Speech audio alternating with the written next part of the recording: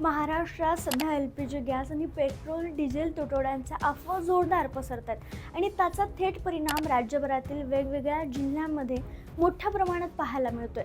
म्हणजे नागरिक पेट्रोल पंपावर टाक्या, कॅन, हंडे घेऊन रांगा लावतात आणि गरजेपेक्षा जास्त इंधन साठवण्याचा प्रयत्न करत आहेत. आता मग प्रश्न असा उभा राहतो की इतकी भीती निर्माण का झाली आहे? जर पुरवठा सुरळीत असल्याचा दावा प्रशासन करतोय तर मग ही गर्दी आणि गोंधळ का दिसतोय? जिल्हाधिकाऱ्यांनी परिपत्रक काढत असं स्पष्ट केले अनेक ठिकाणी की इंधन आणि गॅसचा पुरवठा सुरळीत आहे. तसेच आता या सगळ्याला पर्याय म्हणून केरोसिनचा पर्यायही उपलब्ध करून देण्यात आलाय.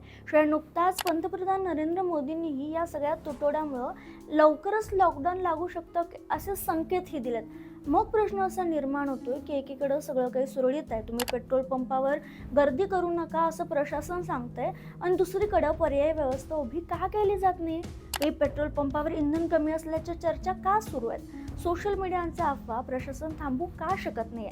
नागरिकांनी नेमकं कोणावर विश्वास ठेवायचा आहे आणि प्रशासनावर की प्रत्यक्ष परिस्थितीवर हेच समजत नाहीये.